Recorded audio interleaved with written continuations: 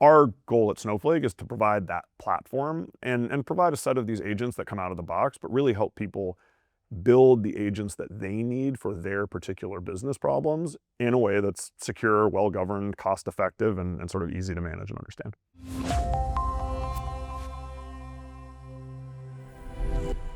Hello, everyone, and welcome back to Data Cloud Now. Hot off the press, Snowflake recently announced the release of a report in partnership with MIT Technology Review Insights, diving into the evolving role of the data engineer in the AI era.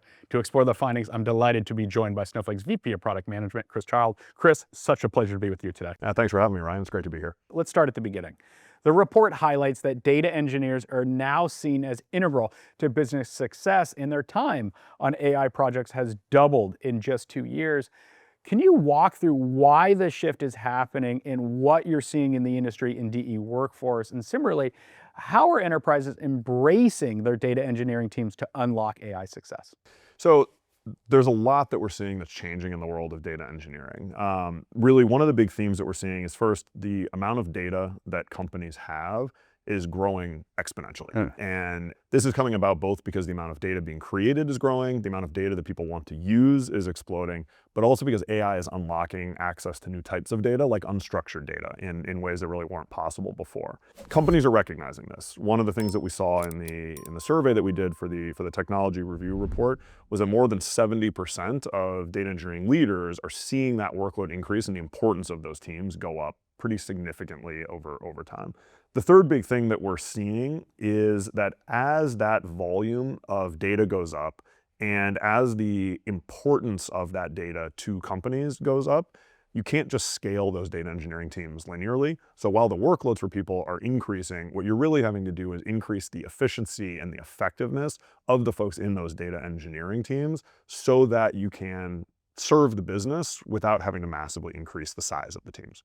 Very well said. Thank you, Chris. And now diving a little bit deeper, I was surprised to see an interesting paradox emerge that AI is boosting data engineer productivity, but at the same time, 77% say their workload is getting heavier. What's your take on this, Chris? And how is Snowflake enabling data engineers to use automation to actually lighten their load and focus on more valuable work? Yeah, so I found this to be a really interesting shift as well, because on the one hand, as this amount of work we need to do goes up, the workload obviously gets bigger. But a lot of what data engineering work does, one large chunk, is to act like software engineers, and they're building code, they're committing that code, they're testing it, they're deploying it. A lot of that workload feels a lot like software engineering, and so a lot of the new AI-enabled tools are helping boost productivity pretty significantly, of making it easier to write code and easier to write tests, and we're absolutely seeing that. The thing that you run into, though, is a lot of data engineering work is actually not software engineering work as well. It's more like DevOps and operational deployment. They're making sure that the pipelines are running. They're thinking about what infrastructure those pipelines are going to run on. And so this is one of the areas where we've invested a lot at Snowflake, not in using AI to solve those problems, but actually just building infrastructure that requires less management and requires less operational work on the part of the data engineers. We sort of call this zero ops for data engineering. I like that. But the idea of helping data engineers spend more time on the actual transformations they're trying to do, on solving actual business problems, we think that's critically important, and that's how you're going to get the productivity gains that you need, in addition, obviously, to AI helping augment what you're doing and some more agentic ways that you can work, which we can talk about as well. But ultimately, it's also about worrying less about your infrastructure and just being able to move faster.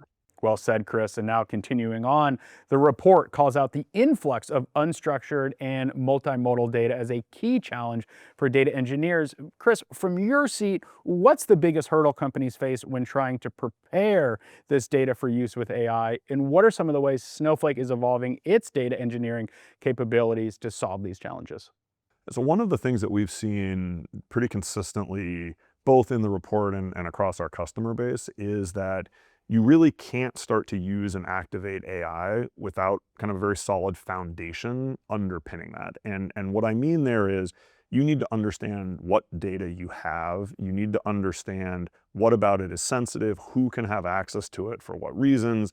You need to set those kind of governance policies in place. And what we've seen, and this was borne out in a lot of the statistics that we saw in the survey, when companies don't have that foundation in place and don't understand their data well, they're very reluctant then to kind of use AI to actually activate it and build experiences on top because they don't know what the AI is going to spit out or how that's going to be used.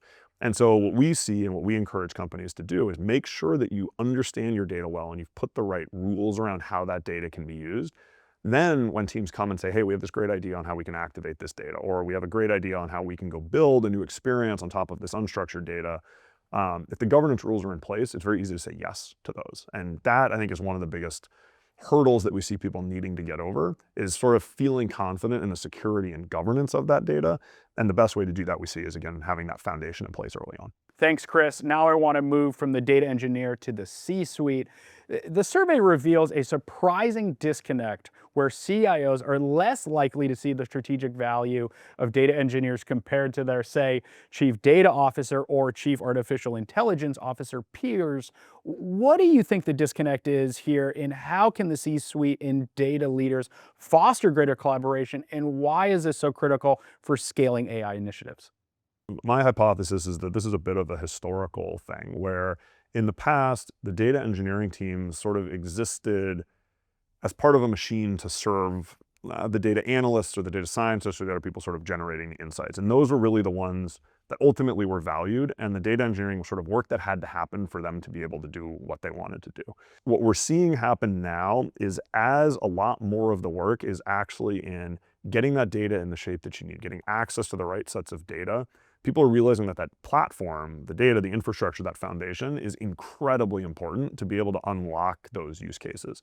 And so what I think the shift that we're seeing is people are starting to realize not only how critical that function is, but the function itself is elevating to start thinking about the actual business problems and the outcomes that their work is trying to drive. So rather than just thinking about, I need to build a pipeline that does X, they're thinking about, I actually need to help solve this business problem, which is why you're seeing folks like the chief data officers and the chief AI officers care so deeply about the data engineering, because they know that that's what's solving the business problems.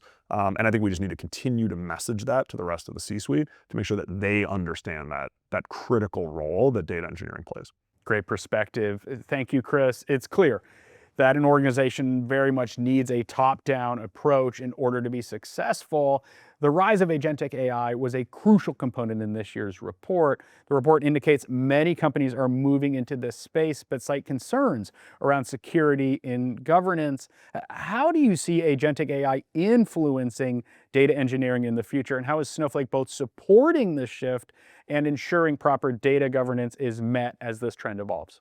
So a couple layers to it. The first, I'll start at the bottom, is as you mentioned, that foundation is critical. I think as we start to move into a more agentic world where agents are performing more of the work that traditionally would have been done by business users and by data scientists and by data engineers, and really augmenting the work that they're already doing, having the foundation in place, the right governance, the right rules is going to be critically important so that you don't have mistakes or data going where it shouldn't go. The next layer up on top of that, where I think we're seeing this start already, are the agentic workflows that really augment what those different personas are trying to do. We inside Snowflake have a product called Snowflake Intelligence. We've built a bunch of agents inside that our sales teams are using to prepare for meetings with customers, that our product teams are using to better understand the feedback that we're getting from our customers. And these are agents that we can send out to go do research and go ask a bunch of questions, and they can pull data from many different places, because the data engineering teams have set that data up in a useful way where it's real time and constantly updated with the right governance on top of it. So I think the first thing that we'll see are those types of agents that are taking some of the work that you would have had to go get help to do and enabling you to do it yourself. The next layer then is going to be when those agents start working together. And imagine that you go ask a question about what exactly is going on with this customer, or what's the growth rate of this particular business line. And then that agent will actually go talk to a data engineering agent, which will go make sure that the data is prepared in a way that it can consume. And then that agent may go talk to a collection agent that will actually go get the data from wherever it needs to come from. And then that agent may even go talk to one of your software engineering agents and say, hey, we actually need to release a new version of our mobile app to collect the events that we care about for this question that's being asked. So I think you'll ultimately have a lot of these agents working together in concert, much in the way that you have different teams. And then what you'll need in order for this to all work is a really strong platform underpinning it, both to make sure that the data is protected and secure and usable in the way that you want, but also to help you manage and govern the cost and the interactions between these. Because if you're not understanding how much are these agents spending, what exactly are they doing, how many resources are they using, it's going to get out of control very quickly. And so our goal at Snowflake is to provide that platform and provide a set of these agents that come out of the box, but really help people build the agents that they need for their particular business problems in a way that's secure, well-governed, cost-effective, and sort of easy to manage and understand. It's an exciting next chapter, Chris. Now I want to continue looking towards the future.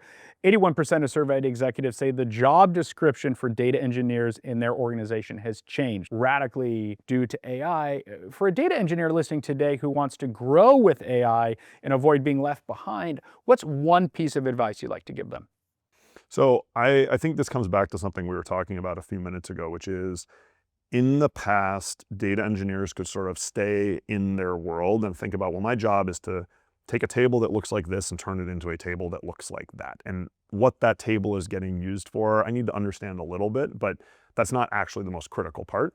The evolution that I think is happening is in order to, as a lot more of the work on both the infrastructure side and even on the writing the particular code for the transformation starts to get augmented by AI and even sort of done by AI in certain cases, data engineers are going to have to start thinking at a higher level. And we're seeing some of the best data engineering teams are doing this already, where they're becoming much more strategic partners to the businesses that they're working with. And so when the business users come in and are thinking about, hey, we're trying to increase margin for this product line, or what we're really trying to do is understand how adoption of this feature varies based on the geographic region, those types of actual business questions, the more that the data engineers understand those, the better they're able to actually help the business users get value very, very quickly. And so I think both the observation and then the advice is around that of make sure if you're a data engineer or leading a data engineering team, make sure that you are understanding what your business is trying to accomplish, and so that you can really help them think about not just what SQL do you need to write or what Spark job do you need to run, but really think about what outcome are they trying to drive and how can you help. Well, Chris, I really enjoyed your time and your insights. Congratulations on the release of the report. Thank you, Ryan. And for the audience watching, I'm Ryan Green with Data Cloud Now. We'll see you soon.